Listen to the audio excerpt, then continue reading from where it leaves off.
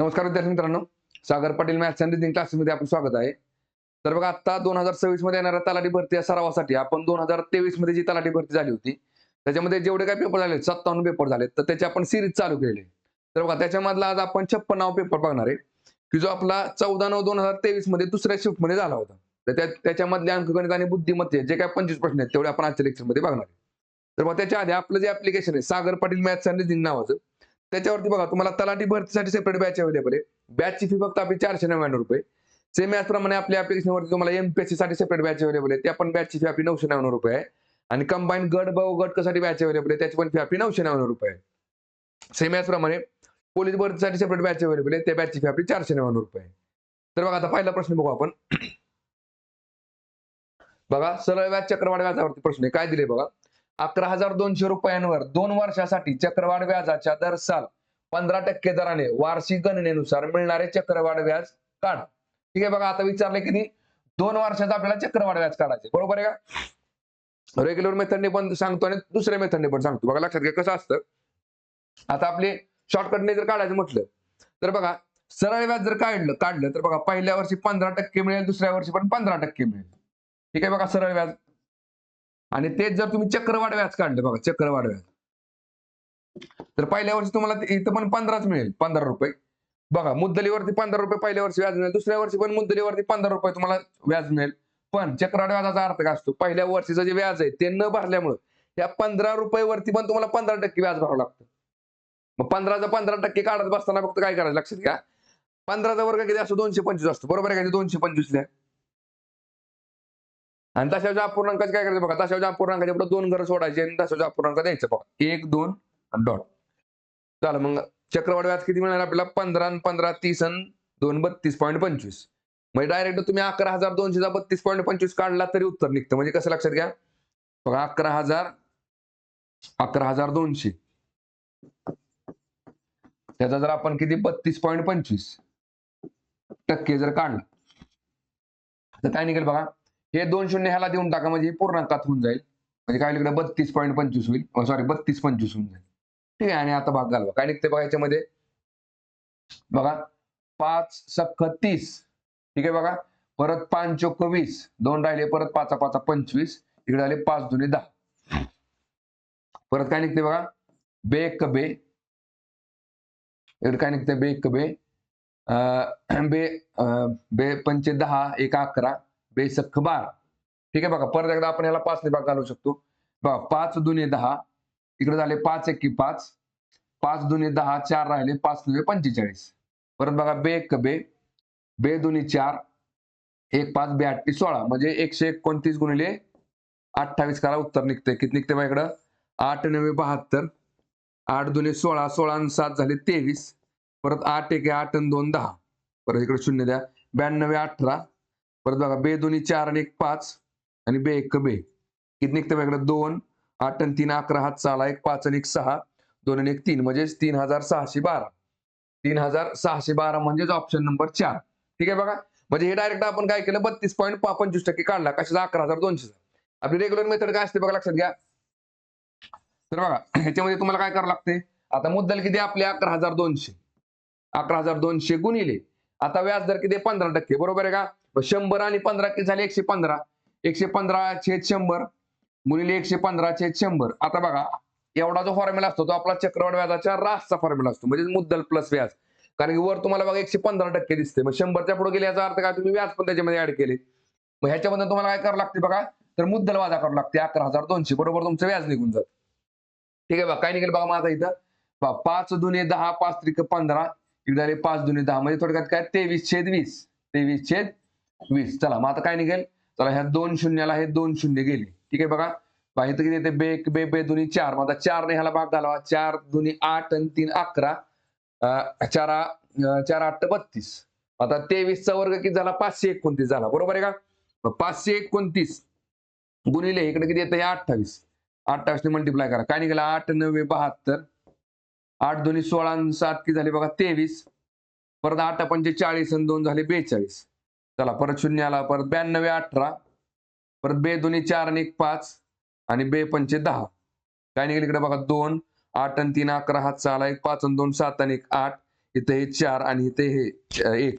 14,812 झाले. मग 14,812 मधनं बघा इथं झाले 14,812 वजा किती 11,200. मग ह्याच्यातनं 11,200 वजा करा.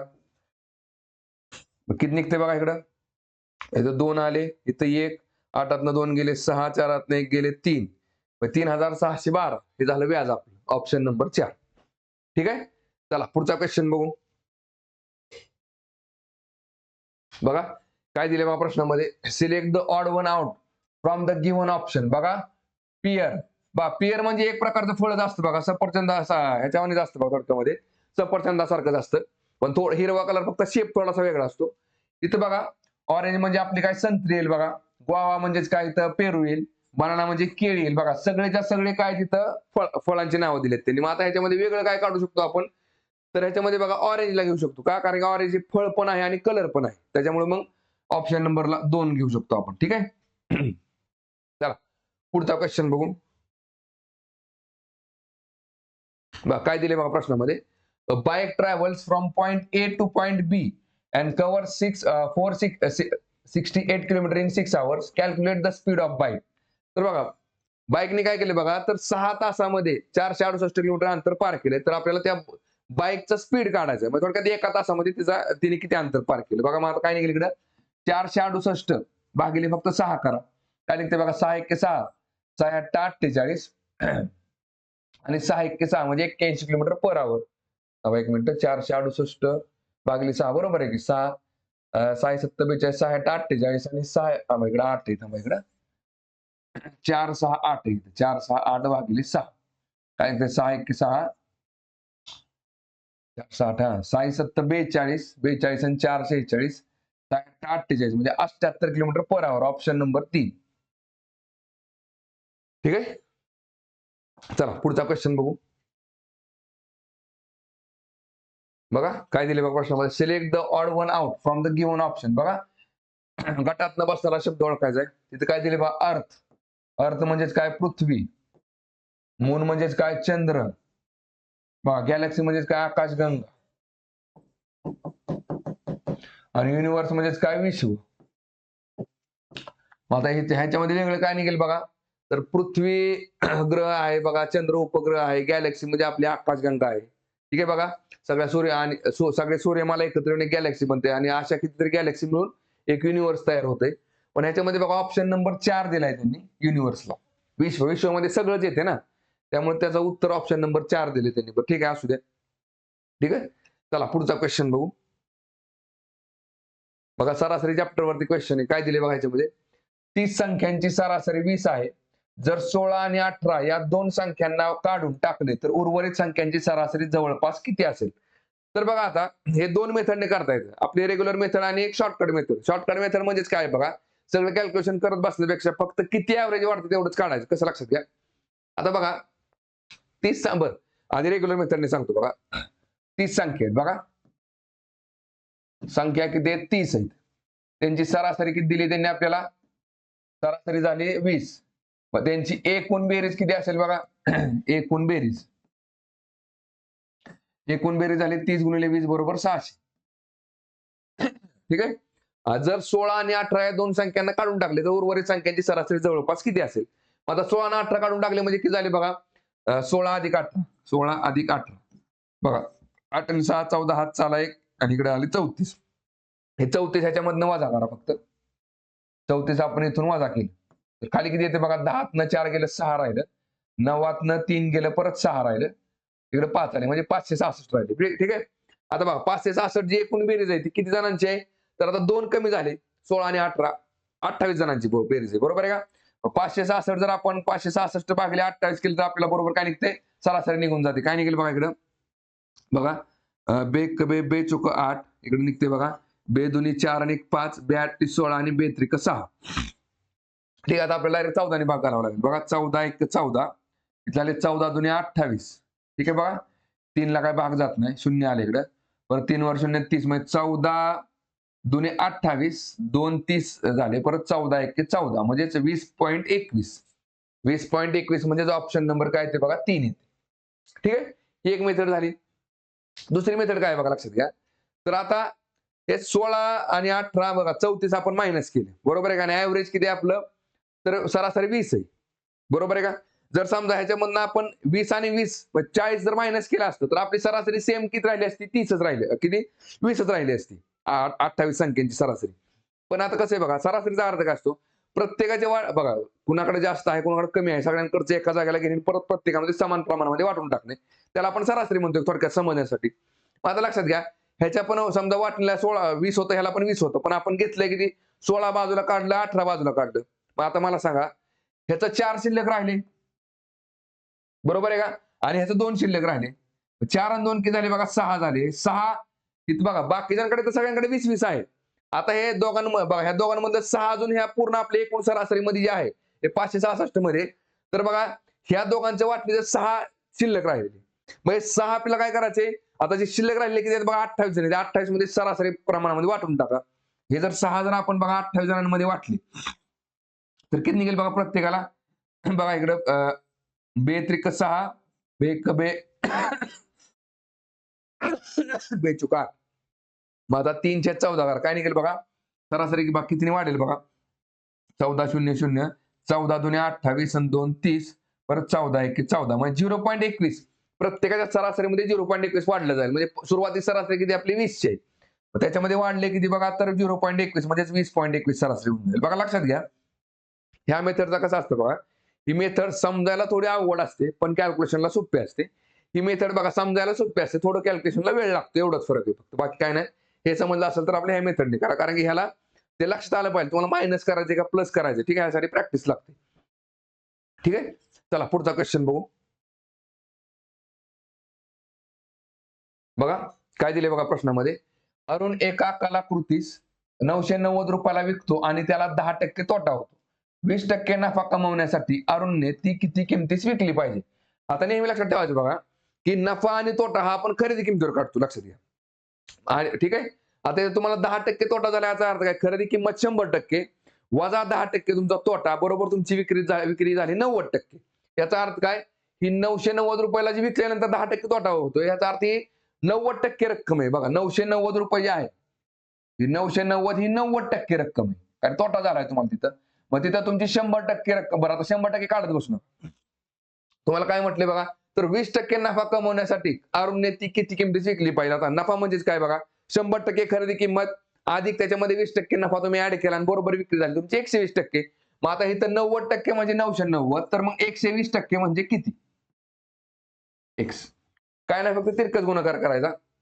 ह्याने याला मल्टिप्लाय करा आणि ह्याने याला मल्टिप्लाय करा. बघा x गुणिले 90, x गुणिले 90 बरोबर 990 गुणिले 120. 990 गुणिले 120. चला आता x जागेला ठेवा. बरोबर 90 जे आहे ते बरोबरच्या पलीकडे टाका. 990 गुणिले 120 भागले 90. आता लक्षात घ्या. मी तुम्हाला इकडे बाबा 990 ही 90% रक्कम आहे. तर मग 120% म्हणजे किती असं पण सांगू शकलो असतो. पण कसं असतं बघा, स्टेप बाय स्टेप गेलं समजणं खूप गरजेचं आहे. ठीक आहे बघा. बरोबर मग तुमची प्रॅक्टिस झाली की तुम्ही ह्या मेथडवरती आता डायरेक्ट. बघा मग आता काय निघेल बघा इथं. बघा x इज इक्वल टू, बघा लक्षात घ्या. या शून्याला शून्य कॅन्सल झाले. 9 1 9, इथं 9 1 9 9 1 9. ठीक आहे बघा परा. आता 120 गुणिले 11 करा बघा. 120 गुणिले 11 काय निघते बघा? 11 दुने 22, 11 1 11 आणि 2 13, आणि हे शून्य आहे असं 1320. म्हणजे 1320 रुपयाला जर ती वस्तू विकली तर आपल्याला काय होईल? 20% नफा होईल. 1320 रुपयाला विक्री किंमत, म्हणजे ऑप्शन नंबर 3. हा, जर तुम्हाला तिथं त्या वस्तूची खरेदी किंमत किती विचारला असतं तर आपण काय केलं असतं? मग 120% ऐवजी 100% घेतलं असतं. ठीक आहे, चला पुढचा क्वेश्चन बघू आता. बघा काय दिले बघा याच्यामध्ये, अल्फाबेट सिरीज वरचा क्वेश्चन आहे. What is the letter that corresponds to the question mark? ठीक आहे बघा. चला बघा, ए बी सी. ठीक आहे बघा, ए बी सी. आता इथं डी येणार नाही, कारण की एक संख्या घेतलीत आपण. ठीक आहे. बघा झेडच्या पाठीमाग वाय, वायच्या पाठीमाग एक्स, इथं काय असतं बघा, एक्स वाय झेड. बरोबर आहे का? म्हणजे आपलं उत्तर निघतंय ऑप्शन नंबर 2. ठीक आहे, चला पुढचा क्वेश्चन बघू. बघा नंबर सिरीज वरचा क्वेश्चन आहे. काय दिले बघा? What is the number that corresponds to the question mark? बघा क्वेश्चन मार्कला काय निघेल बघा. 3 गुणिले 3 9 झाले. थोडक्यात नाही, 1 मिनिट. 3 चा वर्ग बघा, 3 चा वर्ग 9 झाला. 9चा वर्ग 81 झाला. मग 81चा वर्ग काय निघेल? 81चा वर्ग काढून घ्या. 81 गुणिले 81. 1 गुणिले 1, 1 8 8 परत 0, 8 1 8 आणि 8 8 64. काय निघेल बघा इकडे? 1 8 आणि 8 16, हात चाला 1 4 आणि 1 5 आणि इकडे 6 म्हणजे 6561. 6561 म्हणजे ऑप्शन नंबर 4 येते. ठीक आहे. चला पुढचा क्वेश्चन बघू. बघा काय दिले बघा प्रश्नामध्ये. फिजन आणि फ्युजन. बघा फिजन मध्ये थोडक्यात काय असतं बघा? विखंडन म्हणजे तुटणे. ठीक आहे बघा. फिजन आहे, सॉरी फिजनचा फिजन म्हणजे काय? विखंडन करणे म्हणजे तोडणे. आणि फ्युजन म्हणजे काय? तर जोडणे, एकत्र येणे. म्हणजे बघा थोडक्यात काय आहे? विरुद्ध अर्थाचे शब्द आहेत एकमेकांचे. ठीक आहे बघा. मग आता ब्लॅकच्या विरुद्ध काय असेल बघा? तर व्हाईट असेल. Option number 3. ठीक आहे बघा. आपण न्यूक्लिअर बघा न्यूक्लिअर जे रिॲक्ट म्हणजे न्यूक्लिअर बॉम्बची जी रिएक्शन असते ना त्याच्यामध्ये ह्या गोष्टी असतात बघा, फिजन आणि फ्युजन. ठीक आहे. चला पुढचा क्वेश्चन बघू. बघा सिलॉगिझम चॅप्टरचा क्वेश्चन आहे. काय दिले बघा याच्यामध्ये. 3 statements are given and these statements are followed by 2 conclusions, number 1 and number 2. You have to take the given 2 statements to be true even if they seem to be at variance from commonly known facts. Read the conclusions and then decide which of the given conclusions logically follows from the 3 given statements. Statements काय म्हटलेत बघा? No play is fiction. ठीक आहे बघा. प्लेचा आणि फिक्शनचा काही संबंध नाही बघा. प्लेचा आणि फिक्शनचा काही संबंध नाही. बघा काय काय प्रश्न इंग्लिश मध्ये दिलेले आहेत त्यामुळे आपल्याला तसे घ्यावे लागतात. ठीक आहे बघा. प्लेचा आणि फिक्शनचा काही संबंध नाही. चला पुढे काय दिले बघा. Some fictions are poems. बघा some fictions are poems. Some fictions are poems. परत काय दिले बघा. All fictions are comics. All fictions बघा. All fictions are comics. इथं कॉमिक्स. ठीक आहे बघा. आता बघा विधानात जेवढं दाखवलंय तेवढंच आपण दाखवण्याचा ज्या डायग्राम मध्ये प्रयत्न करतो त्याला आपण स्टँडर्ड डायग्राम म्हणतो. काय म्हणतो आपण याला? Standard diagram. आता बघा हॉकरार्थी जे निष्कर्ष असतात त्याला फक्त एवढी एकच डायग्राम पुरेशी असते. ठीक आहे बघा. चला आता निष्कर्ष चेक करा बघा. काय दिले? कन्क्लुजन काय म्हटले पहिलं? सम पोएम्स. बघा आता सुरुवातीला काय करायचं? होकारार्थी निष्कर्ष आधी चेक करायचे. पहिलं निगेटिव्ह आहे, दुसरं नाही, दुसरं पण काय निगेटिव्ह आहे. ठीक आहे बघा. चला काय दिले बघा. Some poems not being comics is a possibility. बघा काही पोएम कॉमिक्स नाहीत ही शक्यता आहे का? बघा काही पोएम काय म्हटले बघा? कॉमिक्स नाहीत ही शक्यता. शक्यताचा अर्थ काय असतो बघा? बघा समजा आता एखाद्या स्टेटमेंट वरून जर तुम्ही 10 प्रकारच्या डायग्राम काढू शकला, त्यातल्या एका जरी डायग्राम मध्ये ते बरोबर येत असेल ना तर ती पॉसिबिलिटी असते, शक्यता असते. ठीक आहे बघा. इथं काय म्हटले? Some poems not being comics is a possibility. बघा काही पोएम ह्या कॉमिक्स नाहीत ही शक्यता आहे का? तर आहे. तुम्हाला स्टँडर्ड डायग्राम मध्ये दिसते बघा. पोएमचा हा जो भाग आहे तो कॉमिक्स नाही आणि ती एक शक्यता आहे का? तर बाबा आहे. पहिलं बरोबर निघते. दुसरं बघा. Some poems are not pledge. बघा आता सम पोएम्स आर नॉट प्लेज म्हटलेले. काही पोएम खेळत नाहीत. बघा लक्षात घ्या. मग आता इथं बघा हे बरोबर येते का निष्कर्षामध्ये? बघा तर बघा पोएमचा हा जो भाग आहे जो कॉमिक्सच्या इथला नाही, हा एवढा भाग जो फिक्शनच्या आतमध्ये आहे. बघा लक्षात घ्या. पोएमचा जो भाग फिक्शनच्या आतमध्ये आहे तो प्ले कधीच होऊ शकत नाही. का? कारण की प्लेचा आणि फिक्शनचा काही कधीच संबंध येत नाही. आलं लक्षामध्ये? मग बघा लक्षात घ्या. पोएम बघा some poems are not plays. Some poems बघा पोएमचा हा जो भाग आहे आर नॉट प्लेज बरोबर येते. त्यामुळे हे पण बरोबर निघते. मग आपला आन्सर काय निघेल बघा? तर बोथ कन्क्लुजन्स 1 and 2 फॉलोज म्हणजे ऑप्शन नंबर पहिला. ठीक आहे. चला पुढचा क्वेश्चन बघू. बघा काय दिले बघा प्रश्नामध्ये. बघा आता इफ 1225 भागिले 12.5 बरोबर 150 देन 12.25 भागिले 1.25 बरोबर किती? ठीक आहे बघा.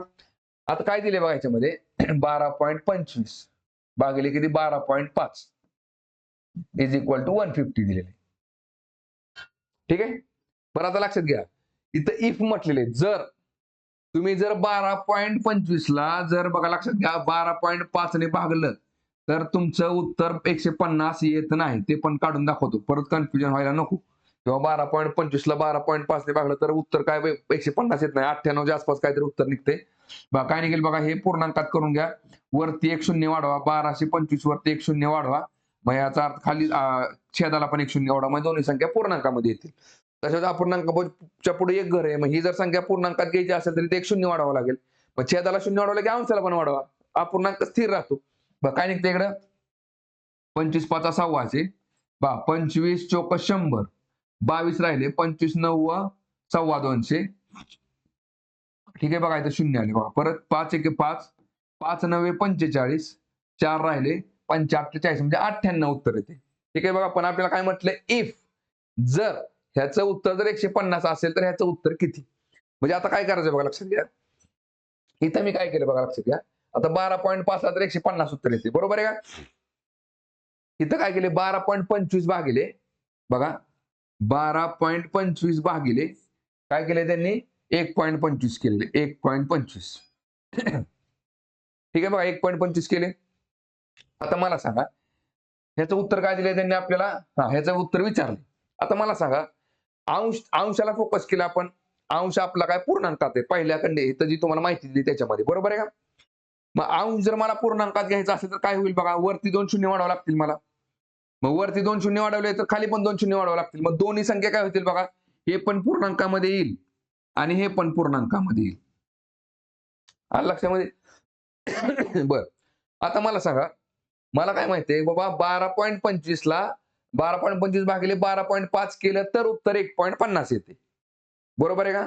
पण इथं काय बघा, जर मी इथं छेदाला 1 शून्य वाढवला, आता फक्त छेदाला शून्य वाढवला तर उत्तरामध्ये काय होतं बघा. आता लक्षात घ्या, इथं समजा 100, 1000 भागिले काय केले बाबा, मी इथं 100 केले. 1000 भागिले 100 केलं तर माझं उत्तर काय निघेल, 10 निघेल, बरोबर आहे का. पण तेच जर मी बघा ह्याच्यामध्ये 1000 आता बघा, ह्याच्यामध्ये जर मी समजा 1 शून्य वाढवला तर माझं उत्तर काय होईल बघा, एक बघा 1000 भागिले 1000 एकच उत्तर होईल, म्हणजे 1 शून्य कमी होईल, बरोबर आहे का. आता मला काय करायचंय, 1225 भागिले 12.5 ला 150 आहे, बरोबर आहे का. 12.25 आता माझं किती आले बघा, ह्याला जर धरून मी काढलं तर ह्याची मांडणी अशी निघते, बरोबर आहे का. पण मला काय करायचं आता, जर बघा इथं दशांश अपूर्णांक आहे, बरोबर आहे का. जर दशांश अपूर्णांकाचा जर मी 1 शून्य इकडे कमी केला, आता मला सांगा इथं काय केले बघा, हा दशांश अपूर्णांक उचलून पुढे मांडलाय. पण छेदाला जर 1 शून्य वाढवलं तर अंशाला तुमचं काय होईल बघा, उत्तरामध्ये 1 शून्य कमी होऊन जाईल. म्हणजे इथं बरोबर तुमचं उत्तर काय निघेल बघा, तर 15 निघेल. आलं का लक्षामध्ये बघा मी काय म्हणतोय. बघा छेदाला जर 1 शून्य वाढवला तर बरोबर उत्तरामध्ये 1 शून्य कमी पडेल. येते लक्षामध्ये बघा. म्हणजे आपल्या इथं उत्तर येते बघा 15, ऑप्शन नंबर पहिला. ठीक आहे. चला पुढचा क्वेश्चन बघू. बघा काय दिले बघा प्रश्नामध्ये, 25 21 17 13 आणि इकडे x. बघा काय दिसतंय, 25 वजा 4 बघा, 21 वजा 4 17 बघा, 25 वजा 4 21, 21 वजा 4 17, 17 वजा 4 13, 13 वजा 4 किती येते बघा, 9, 9 4 13. म्हणजे ऑप्शन नंबर काय येते बघा, ऑप्शन नंबर 4 येते आपल्या इथं. ठीक आहे. चला पुढचा क्वेश्चन बघू. बघा नळ आणि टाकीवरचा क्वेश्चन काय दिले बघा याच्यामध्ये, पाईप ए हा टाकीचा 50% भाग 8 तासात भरू शकतो आणि पाईप बी हा त्याच टाकीला 12 तासात पूर्णपणे भरू शकतो. जर दोन्ही पाईप एकाच वेळी उघडले गेले तर रिकाम्या टाकीस भरण्यास किती वेळ लागेल. बघा आता पाईप ए ला 50% भाग भरायला 8 तास लागतात, तर पूर्ण टाकी भरायला किती वेळ लागेल बघा, 50% ला 8 तास तर 100% ला 16 तास, बरोबर आहे का. मग पाईप ए ला किती वेळ लागतो तर 16 तास लागतो. पाईप बी ला किती वेळ लागेल तर 12 तास दिले त्यांनी, बरोबर आहे का.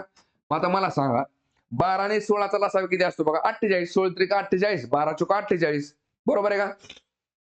आता 48 म्हणजे काय पकडतो आपण, एकूण टाकी. बघा ही मेथड बघा, ह्याच्यामध्ये बघा 2 मेथड वापरतात लक्षात घ्या. फक्त एवढ्या एका टाईपसाठी, म्हणजे जर एचं सेपरेट काम दिले, बीचं सेपरेट काम दिले आणि आणि तेच काम जर दोघं मिळून किती दिवसात करत असले विचारलं असेल ना, तर त्या ठिकाणी मग फॉर्म्युला कुठला असतो आपला, A into B divided by A plus B. ह्याने पण आपण सॉल्व्ह करू शकतो. आधी आपण ह्याने सॉल्व्ह करू, मग ह्याने सॉल्व्ह करू. ठीक आहे.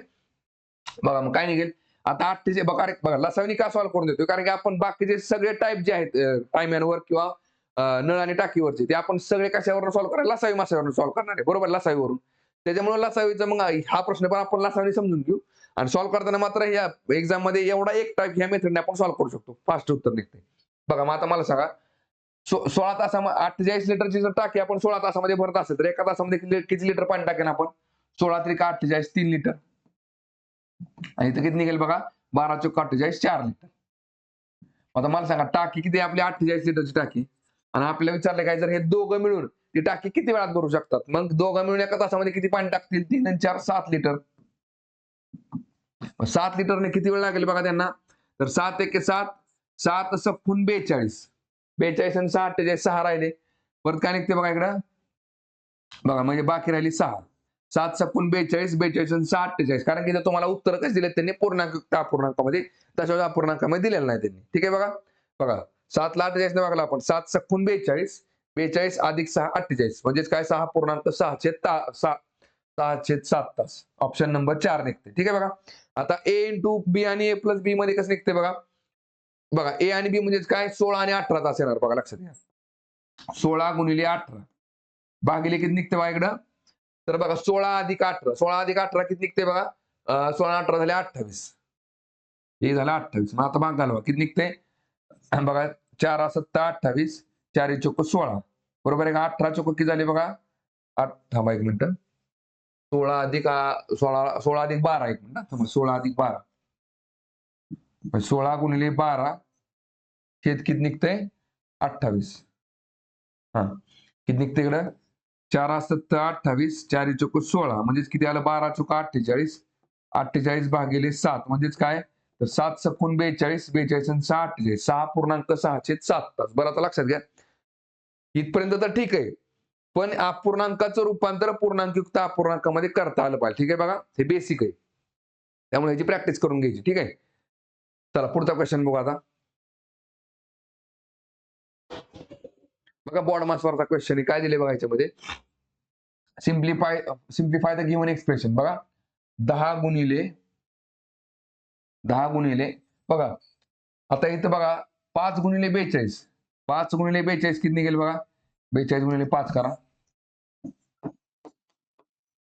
5 दुने 10 5 चोक 20 आणि 1 21 म्हणजे 210 येते. ठीक आहे बघा किती आलं? 210 भागिले 5 अधिक 6 वजा 10. ठीक आहे आता इथं ब्रॅकेट बसेल दुसरा. आता सॉल्व करा काय निघेल बघा? 10 गुणिले 210 ला जर आपण 5 ने भागलं तर काय निघेल? 5 चोक 20 एक राहिला 5 दुने 10. ठीक आहे बरोबर आहे का? बघा हा परत अधिक काय निघते इकडे? अधिक 6 वजा 10. आता 42 गुणिले 10 किती आलं बघा? 420 बरोबर आहे का? 420 अधिक 6 वजा 10 म्हणजे झाले 426. 420 अधिक 6 426 वजा 10 निघते 416.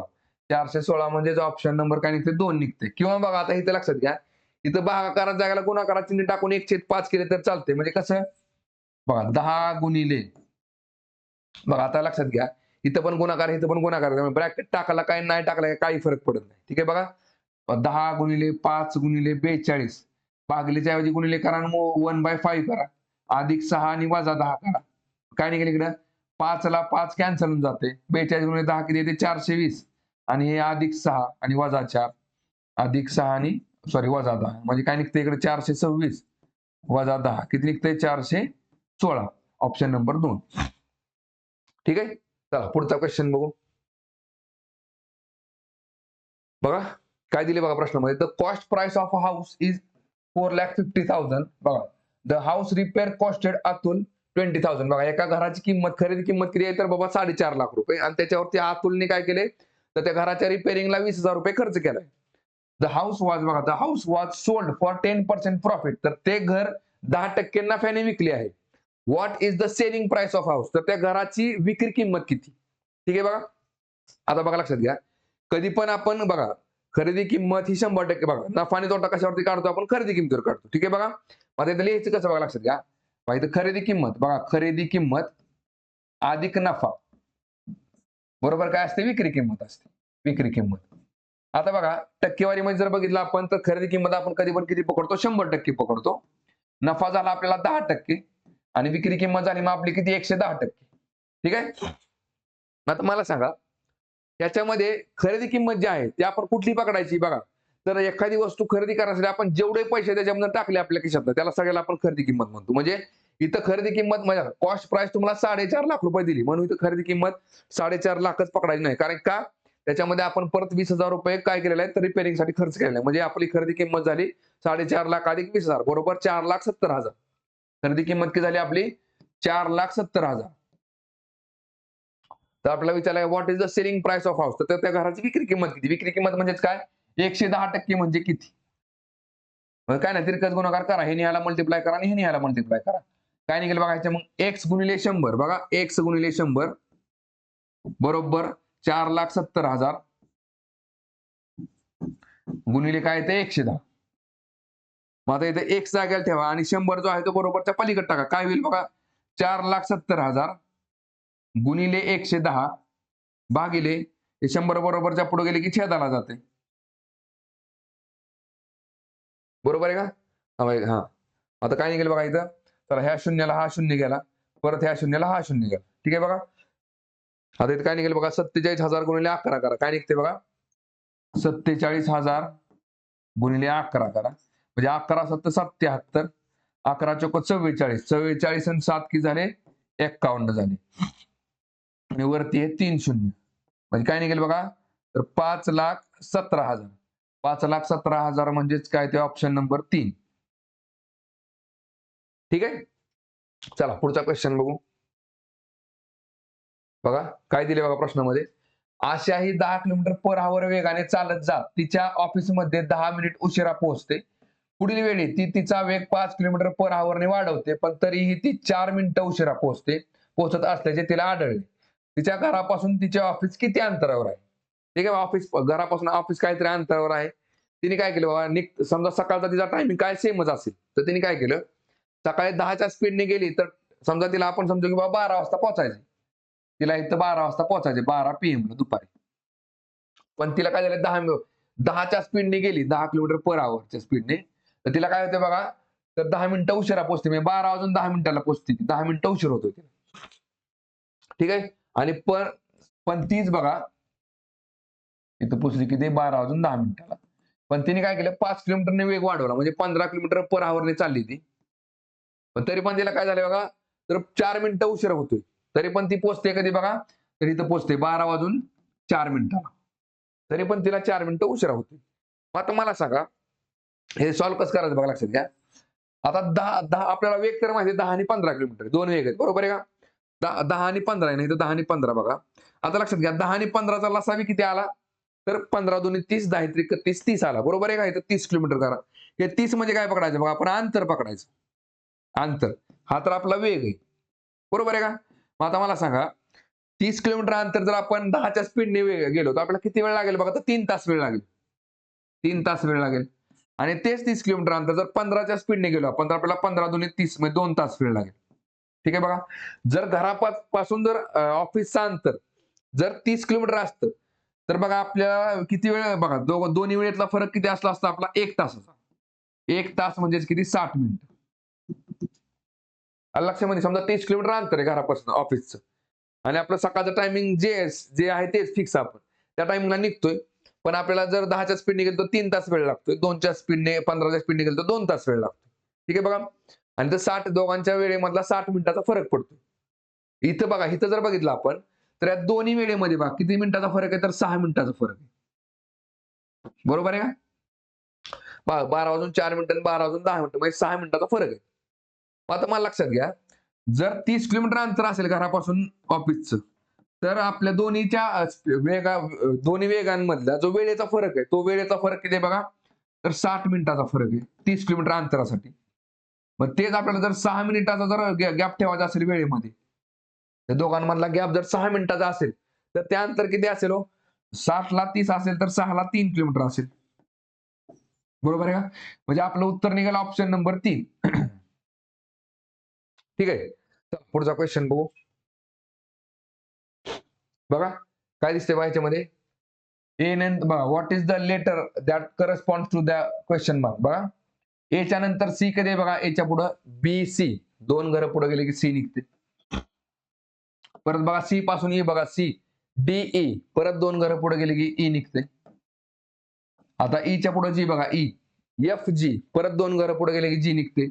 याचा अर्थ जीच्या पुढे 2 घरं पुढे गेली काय निघेल बघा G E F A B C D G E A B C D E F G H I इथं काय निघेल बघा आय निघेल. आय म्हणजेच ऑप्शन नंबर 4. ठीक आहे. चला पुढचा क्वेश्चन बघू. बघा अल्फाबेट सिरीज वरचा क्वेश्चन आहे. काय दिले बघा. What is the letter that corresponds to the question mark. बघा पी परत P Q P Q R P Q R S P Q R S T परत P Q R S T U. बघा एक एक alphabet वाढवत चालू आहे आपण. बरोबर आहे का. 1 2 3 4 5 आणि 6 P Q R S T U म्हणजे काय निघेल बघा इथं यू निघेल ऑप्शन नंबर 4. चला पुढचा क्वेश्चन बघू. बघा सरळ व्याज चक्रवाढीचा प्रश्न आहे. काय दिले बघा. अशोकने बँकेकडून वार्षिक 10% दराने वैयक्तिक कर्ज घेतले. 3 वर्षांनी त्याला केवळ तितक्या कालावधीसाठी 7,500च्या सरळ व्याजाचा भरणा करायचा आहे. तर अशोकने कर्जावर घेतलेल्या मुद्दलीची रक्कम किती आहे. ठीक आहे. थोडक्यात काय सरळ व्याजावरचा प्रश्न आहे. सरळ व्याजाचा आपल्याला व्याज माहिती बघा 10% दराने 3 वर्षांसाठी व्याज घेतल्या मुद्दल घेतली आपण सरळ व्याजाने आणि 3 वर्षानंतर आपण व्याज भरले किती 7,500 रुपये. तर मग तुमची मुद्दल किती. मग आता लक्षात घ्या काय निघते माझ्याकडे. बघा सरळ बघा मुद्दल सरळ व्याजाचा फॉर्म्युला काय असतो. मुद्दल मुद्दल गुणिले मुदत गुणिले दर छेद 100 बरोबर काय असते तर सरळ व्याज असते. ठीक आहे. आता मुद्दल किती आपल्याला माहित नाही. आपण एक्स पकडली. मुदत किती आपली बाबा 3 वर्षांची आणि दर किती आपला तर 10% दराने 10/100 तर आपल्याला सरळ व्याज किती मिळाले तर 7,500 रुपये मिळाले. ठीक आहे. मग काय ना आता एक्स जाग्याला ठेवा. आपण एक्स जाग्याला ठेवला इज इक्वल टू हे सगळं बरोबरचं जे अलीकडे आहे ते बरोबरच्या पलीकडे टाकलं काय होईल बघा 7,500 रुपये गुणिले काय निघेल इकडं हे बरोबरच्या पुढे गेले की हे उलट होईल बघा 100/10 होईल 100/10 आणि हे 3 कुठे जायला अंशाचा छेदाला जाईल. थांबा एक मिनिट इथे किती आलं 100/10 आणि इकडं हे गुणिले 3 कुठेही मांडा. चला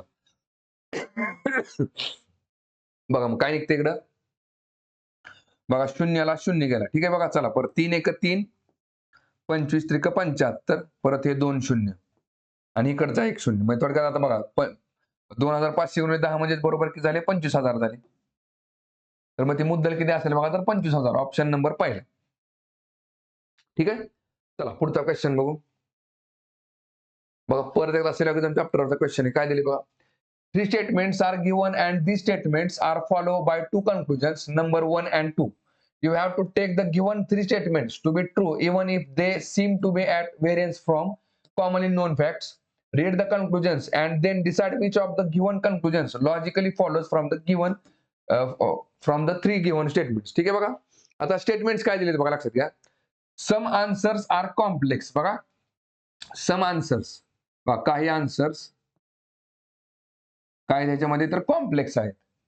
कॉम्प्लेक्स बघा याच्यामध्ये शब्दाचा अर्थ घ्यायचा नसतो त्यामुळे फक्त काय दिले जसे शब्द दिलेत ना तसे आपली मांडणी करायची. सम आन्सर्स आर कॉम्प्लेक्स काही आन्सर हे कॉम्प्लेक्स आहेत. पुढे काय दिले बघा सम आन्सर्स आर इझी. बघा काही आन्सर हे काय आहेत बघा काही आन्सर इझी आहेत. सम आन्सर्स आर कॉम्प्लेक्स सम आन्सर्स आर इझी काही आन्सर हे इझी आहेत. चला पुढे काय दिले बघा ऑल इझी आर स्कोरिंग. बघा सर्व इझी काय आहेत तर स्कोरिंग आहेत. सर्व इझी हे स्कोरिंग आहेत. बरं जेवढं विधानात दिलंय तेवढं मांडण्याचा प्रयत्न करतो त्याला आपण काय म्हणतो बघा स्टँडर्ड डायग्राम. ठीक आहे. चला आता कन्क्लुजन बघा स्टँडर्ड डायग्राम म्हणून काय करा सुरुवातीला होकारार्थी निष्कर्ष चेक करायचे.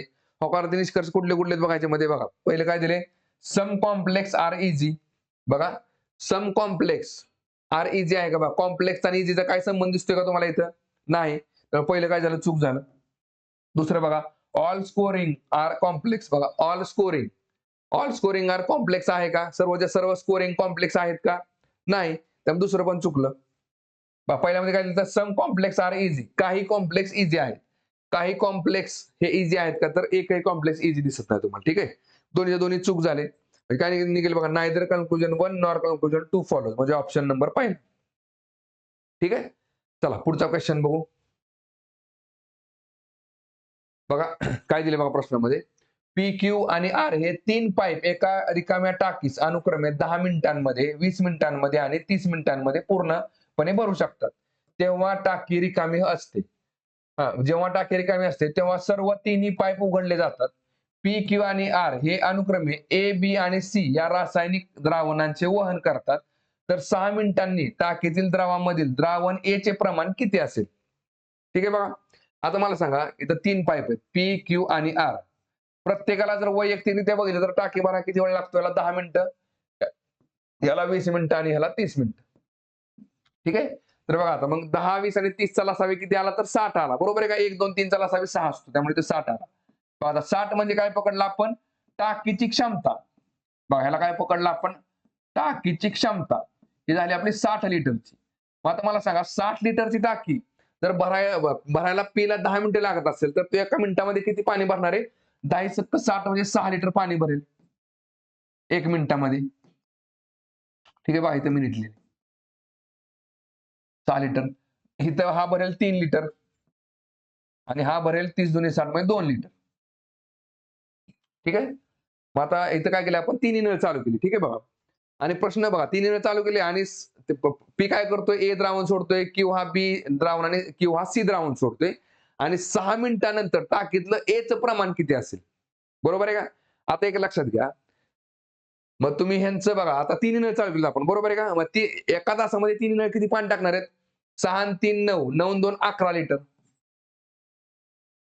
11 लिटर टाकतील, बरोबर आहे का? हा. मग आता मला सांगा, जर आपण एका तासाचं काढलं, एका कशाचं? एका मिनिटाचं, तर एका मिनिटामध्ये टोटल त्याच्यामध्ये पाणी पडलं किती? 11 लिटरचं. आणि त्याच्यामध्ये आपल्याला एचं द्रावण विचारले. एचं द्रावण म्हणजे कोणाचं? पी. पी हा एका तासामध्ये, एका मिनिटामध्ये 6 लिटर पाणी टाकेल. 6 चे 11. आता मला सांगा, तुम्ही तिन्ही नळ 6 मिनिटं चालवा, 6 तास चालवा किंवा 6 दिवस चालवा. जे त्यांचं प्रमाण बघा एका मिनिटाला असेल, तेच त्यांचं एका दिवसाला असेल. म्हणजे ते पूर्ण टाकीमध्ये जेवढं मिश्रण तयार होईल, त्याच्यामध्ये एका मिनिटामध्ये जर म्हणजे एचं प्रमाण पूर्ण मिश्रणामध्ये 6 चे 11 असेल ना, तर ते एका दिवसाला बी तेवढंच असेल प्रमाणामध्ये 6 चे 11च. ठीक आहे बघा. आता तुम्ही ते 6 मिनिटात केलं तर हे काय निघेल बघा? 11 × 66 आणि हे पण काय होईल? 6 × 6 36 होईल. तेच निघणार आहे परत काय? 6 × 6 36 आणि 11 × 66. 6 चे 11. कारण की बघा अंशाला आणि छेदाला जर समान संख्येने गुणलं तर तुमचा अपूर्णांक बदलत नसतो, लक्षात ठेवायचं. कारण की इथल्या इथं आपण 6 ला 6 कॅन्सल करू शकतो. अपूर्णांक आपला सेम राहतो 6 चे 11. त्यामुळे ह्याचं उत्तर निघतंय ऑप्शन नंबर पहिला. ठीक आहे. चला पुढचा क्वेश्चन बघू. बघा नंबर सिस्टीमवरचा क्वेश्चन आहे. कुठला बघा? तर युनिट प्लेस डिजिटचा आपल्याला. ठीक आहे बघा काय दिले? What is the units digit of 3 power 83? ठीक आहे. 3 रेस टू द पॉवर 83. आता लक्षात घ्या, 3 ची पॉवर काय दिली बघा तुम्हाला? 83 दिलेली.